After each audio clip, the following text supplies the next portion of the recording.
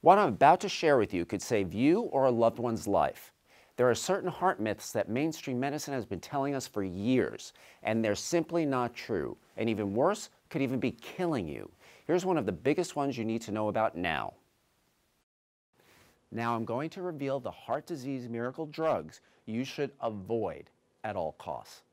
Specifically, if you're taking cholesterol-lowering statin medications, I want you to pay extra close attention. Your cardiologist won't like it, but it may save your life. A recent analysis of the results of a 2002 study just confirmed what I've been saying for years. If you don't already have cardiovascular disease, statins will not help you live longer. So why are mainstream docs still handing them out like candy? I truly believe that most cardiologists would love to see statins in our drinking water. The truth is, you just don't need them, period. And their risks are not worth their potential benefits. This recent analysis just proves my point. To look at the data with fresh eyes, the researchers separated out a group of participants for further analysis. This group included people over 65 who had high cholesterol or high blood pressure, but did not have cardiovascular disease. And what the researchers found should be plastered in every cardiologist's office across the country. Not only did statins fail to decrease mortality in those taking them, they were actually associated with an increase in mortality in those over 75. It's important to note that the increased risk didn't reach levels of statistical significance, but still, considering what we already know about the risks of statins, which I'll talk about in a moment, this new data should raise concerns. Instead, the conventional medical community is tripping over itself to issue calls for caution in interpreting these new results. They simply can't or won't believe what the data tells them. They've been brainwashed into thinking statin medications are miracle drugs. So even when science tells them otherwise, they just keep burying their heads in the sand. And here's the point they keep coming back to.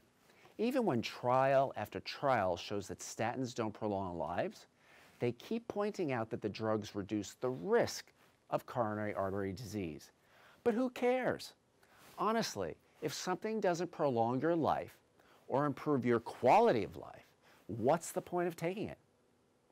Especially in this case, when that something, statins, comes with a laundry list of troubling side effects. Think muscle pain and weakness, memory loss and cognitive dysfunction, diabetes, weight gain, back pain, liver damage, insomnia, and cataracts. And that's far from a complete list. When prevention comes with this many risks, it's really not preventative at all. It's just an added problem. So I'll give you the same tip I give my patients who are diagnosed with cancer.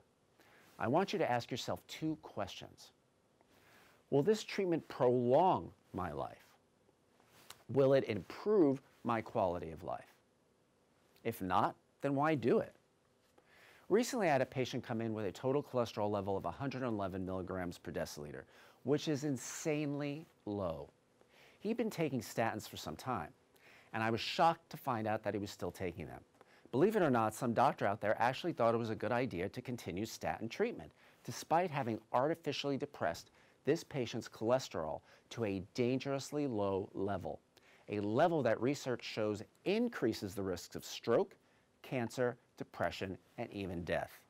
Of course, I advised him to stop taking the drugs immediately. How he was even managing to function is still a mystery to me. But sadly, it's not the first time I've found myself in a situation like this. Not by a long shot. So let me be clear. There's no evidence proving the benefit of statins if you don't have a history of cardiovascular disease. And no, high cholesterol and high blood pressure do not count as cardiovascular disease. And even if you do have cardiovascular disease, if, for example, you've had a stent put in, a heart attack or stroke, or have been diagnosed with an arrhythmia or heart failure, chances are you can manage and even reverse your condition without dangerous medications.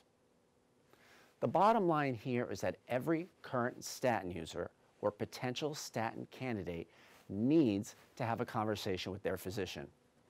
Don't be afraid to ask point blank whether or not you really need these drugs, or whether it's safe to stop if you're currently taking them. And if you have any reason whatsoever to doubt your doctor's judgment, I urge you to seek a second opinion from a new doctor who shares your values when it comes to effective disease prevention and treatment. As I've been saying for decades, the best way to beat heart disease is to eat right, keep moving, manage your weight, and supplement sensibly. And only use heavy-duty, potentially dangerous pharmaceuticals as a last resort.